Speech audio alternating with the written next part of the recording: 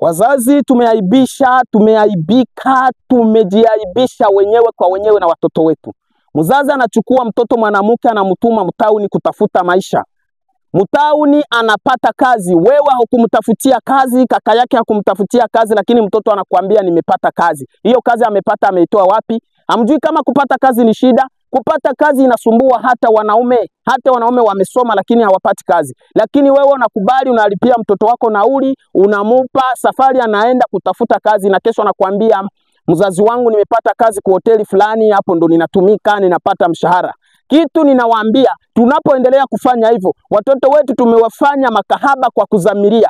Kwa sababu huko mumatauni mnakotuma watoto wenyu wanawake, kuna wengine wanawake ambao hawana kazi, lakini we mtoto wako anakuambia mimi nimefika na nimepata kazi. Hakuna mtoto mwanamke anaweza kutumika kwa hoteli kama si kahaba. Na sheria ya kwanza wanakuuliza wewe unakubali haya masharti? Utakuwa mgeni akikupenda kulala na wewe ama kupumzika na wewe utakubali? Mtoto wako akikubali anapewa kazi, la sivyo. Na mtoto wako anapoendelea kuwa vile ule ni kahaba, hana budi kugeuka.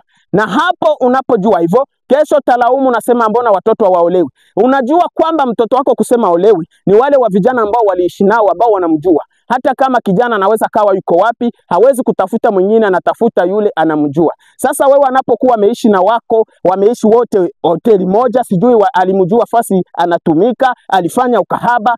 Hakuna kijana anaweza karudi na kusema hichi mimi naweza nikaoa ule mtoto. Na mtoto anapokuwa kahaba hakuna la kumrudisha, anakuwa kahaba mwisho. Na kijana hata hawe kahaba naye hawezi kubali kuoa kahaba mwenzake ambaye anamjua.